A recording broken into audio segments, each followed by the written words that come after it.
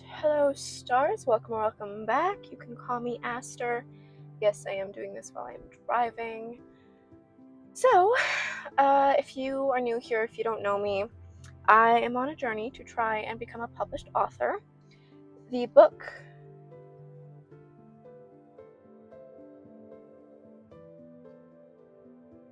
that I am trying to publish is already written, and it's actually sent out to a couple of my friends so they can edit it.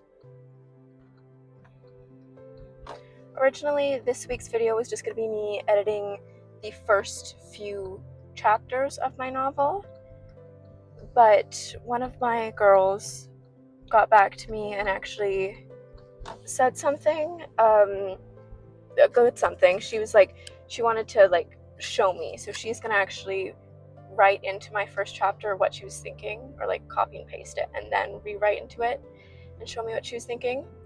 If you missed last week's video, it was like a how to plot, or showing you how I usually plot as I plotted a new novel beginning to end.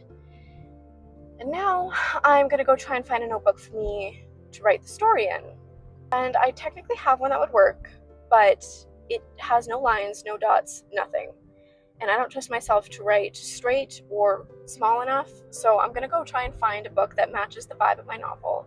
If you don't know, I like to write my first drafts by hand, and I need my notebooks to match the vibe of the story. So that's what we're going for today. I'm gonna go stop by the bookstore and see what kind of notebooks they have, and if any of them that I like are under $50, because they're hella expensive. I think I covered all bases there, so I'll see you guys when I get to the bookstore. I'm looking at books first. One I really want to get is Lights Out, and I might just get it. I'm undecided yet. I'm still gonna go look at the fantasy section, but I'm only gonna let myself get one book today, so I have to decide. Really. Oh, Binding 13 is one I've heard lots about too. I have no intention of reading this, but I love the cover for The Hobbit. Just saying. I've heard of a lot of these books, but none enough that I'm interested in really getting one to read. One I have heard of, though, Zodiac Academy, but it's so long, and apparently there's other series that you have to read to know the full context, and it stacked up to over 20 books, that I'm just not wanting to get into that. But let me know, is Zodiac Academy really good? Should I read it? Because if I don't get a push for it, I'm not gonna. That's too many books. What I am interested in is A Forbidden Alchemy by Stacey McEwen. I have no idea. But look at these. The edges are pretty too. How much is this though? Canadian. Ooh, $35. The other one, Lights Out, was $24, so. But I am really tempted to read this one too. I kind of also want to read this one, Legends and Lattes. I think that's for another day though, but I think it's another cozy fantasy. That's why the book I've written is cozy fantasy. That's why I want to read it, because I've heard about that one. Anyways.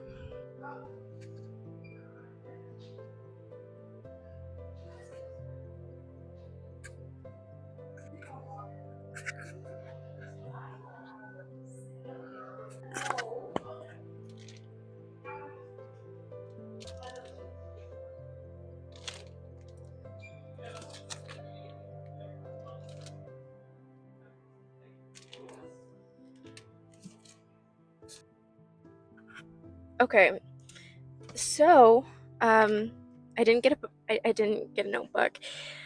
I took some clips. The only ones that I liked were $49. What the hell? So the book I ended up getting was The Gods Time Forgot, which it was a really hard decision between this and A Forbidden Alchemy. But it's smaller, it's just a quick read, and it intrigued me a bit more. It's kind of gave me Bridgerton vibes while reading the back of this. But yeah. But then I was only going to get one book, but then the lovely lady at the front was like, have you heard about our promotion where if you buy any book in the store, you can select one of these fantasy books for $10? Yeah. I got Daughter of Chaos. The reason I got this, I had seen this I think at Walmart, and I had read the little preview for it. Either way, it interested me enough for me to want to buy it. It was either between this or The Blood of Hercules, which I've also heard about, but I haven't heard enough about it to intrigue me. So I haven't heard anything about this other than what I've read. So I got 2 books and no notebook. So we'll go home and I'll show you the notebook that I have at home, and I'll try and use that and use it to the best of my abilities without writing like a slob. But honestly, the notebook I have at home matches the vibe of the story perfectly. So much so that I've written it into the story, like it is in there. It's nothing important, but it's in there. So it is a perfect notebook to use. I just never write without lines. Anyways, I didn't know Indigo, or I'm in Canada, so it's chapters for you guys, but I didn't know it had the God's Time for God. I've seen this all over Instagram, and I follow this author. This is her debut novel, so I'm actually really excited for it. Okay, so the journal I was talking about that I already had was this guy. And the anchor, the leather, the torn, worn down, aged pages. Yeah, this is, it's handmade, so the pages are made to look worn. It's not actually an older book. Or made to look aged, so it's not actually an older book. But yeah, it's completely blank pages, and I just have to trust myself to write straight enough. But I think I can do it.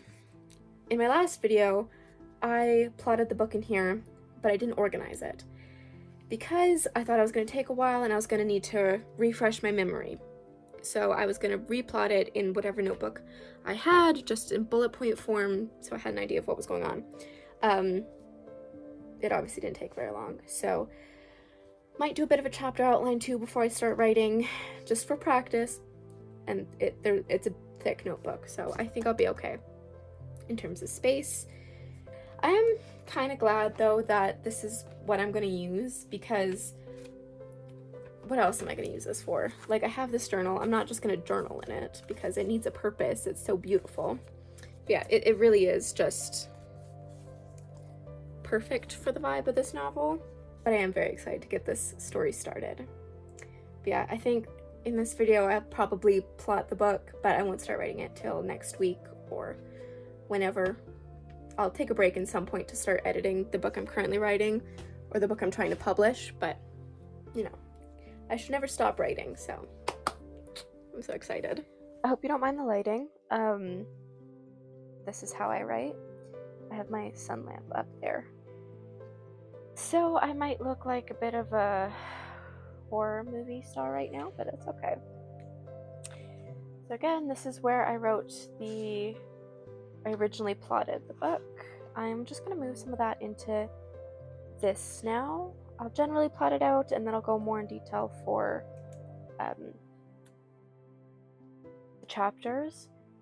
Right now, I'm still figuring some stuff out, like I'm getting more down to the specifics. Last video was just getting the general overline worked out.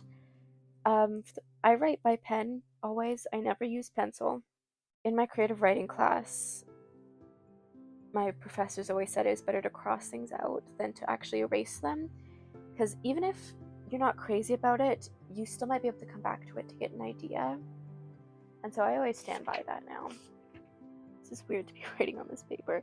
I might need to get a different pen that works better on this type of paper, but this has been in my head for so long, but it just takes a lot of detail to write, and I wasn't confident in my writing until now. I already forget what I told you guys about this. It's about a pirate, but she's a necromancer, so she can raise the dead. And it's the raising the dead that comes with a lot of detail. Yeah, okay, I can do this off by heart. I don't need to keep looking back to that for just the summary. Okay, I wrote the little pitch. I had to change to a felt tip pen. Anyways, this is like a quick little pitch summary that I just kind of came up with on the spot, but I think it works really well. And it actually sounds like a pitch you'd put on the back of a book. Either way, this story, it's currently just being called Something About the Sea. I could have called it Project Sea, but back when I didn't know the name, I just knew I wanted the name to have something to do with the sea, so I was just calling it Something About the Sea, and that's what I'll continue to call it. There will be a playlist on my channel for all videos relating to this. Let me read you the summary for this book. Okay. Evelyn has been a slave her whole life, when one day she gets her hand on one of the 6 legendary relics. This one specifically allows her to raise the dead. Now she has an immortal army ready to do whatever she asks. Strange thing about all of this? These relics are only meant to be used by those with a specific bloodline. Meaning, this army just gave her her last name. Fiend. Evelyn Fiend, daughter of the Pirate King? How? She has no idea. Why? She doesn't care. All that matters is that she never has to go back. Now, the newly crowned pirate princess is on a mission to get the one thing that will ensure she is never forced down again. The one relic without a bloodline. The one relic meant for everyone will be hers. Evelyn has her crew, a handful of misfits who banded together, an unlikely ally, and the Navy hot on her trail. But how much is she willing to sacrifice to become untouchable? And so, for not having the actual story written yet, I feel like that's pretty good. Now to just start plotting the chapters. So in this notebook, I think I've got a pretty good idea of what's going to happen, specifically in the first few chapters, and then I know what's happening later in the book, but I don't know where the chapters will end and where they'll start, so I'm just kind of going to go with the flow. Same thing I did for my other book. I'll plot out the chapters, but I'm not going to hold myself to it. If I want to change it as I'm going, if it feels right to stop it somewhere else or to keep it going, then I'll do that. I'm going to write a prologue in here, but I don't know if I'll keep it because prologues aren't very popular. How do you spell prologue? I'm going to say that's how you spell it. I think it is. The way I plan these out, I literally do it in bullet point form, just being like, this is what I want to happen in this chapter. Somehow make it connect, make it happen. It's been a while. I got the prologue and chapter 1 done, and then I realized I forgot to actually plot it, like write the plot points down, so then I did that. But I also got distracted because scenes came to my mind. So as I think of scenes that happen in the novel, I do write them down so I don't forget them. So I got distracted. But yeah, this will show you better. Plotted it out, and then I plotted the prologue in chapter 1 first, and then I plotted the actual novel. More happens than I thought it did. Like when I was writing down the plot points, I realized that the end wasn't what I had in mind. It missed a big step, so I had to add that in to make sense. But yeah, now I can start plotting the chapters, which will take not long. It'll be fairly quick, and then I can start writing the actual book. But yeah, it goes a little crooked at times, my writing, but that's fine. It gives it personality. But yeah, I work tomorrow, so I'll probably start bringing this notebook with me to work so I can write on it there.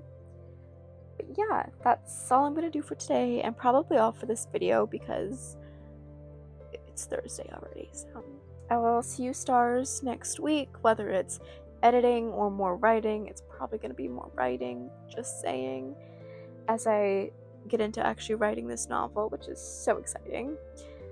But yeah, I hope you guys enjoyed. See you next week.